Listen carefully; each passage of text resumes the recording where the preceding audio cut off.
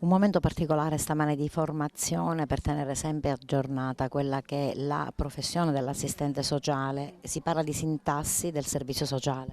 Sì, abbiamo voluto proprio parlare di questo nuovo dizionario di servizio sociale che ha messo in evidenza tutte quelle che sono le tematiche specifiche della professione, ma che anche ha utilizzato contributi di altri professionisti, di altre discipline in relazione a tematiche che il servizio sociale maneggia continuamente.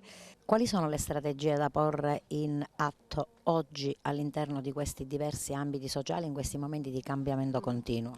Ma come dicevo un po' nella mia relazione, l'importanza di guardare al locale tenendo presente quella che è la dimensione globale, internazionale. Questo perché altrimenti molti dei fenomeni di cui siamo così spettatori non vengono compresi, non vengono valutati nella loro giusta realtà e determinazione. Trovare quindi un momento di spazio, di riflessione, di comprensione anche della dimensione politica della professione e cercare delle alleanze sul terreno per poter affrontare in maniera migliore queste sfide che la società contemporanea ci pone. Un momento particolare legato alla formazione degli assistenti sociali.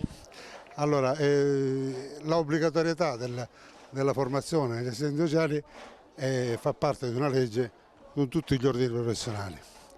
Noi in Sicilia abbiamo organizzato come ordine in tutte le province con grande spento anche di energie, sia dal punto di vista economico che dal punto di vista fisico, ma però siamo arrivati a 5.800 persone che hanno la possibilità di arrivare a 20 crediti formativi.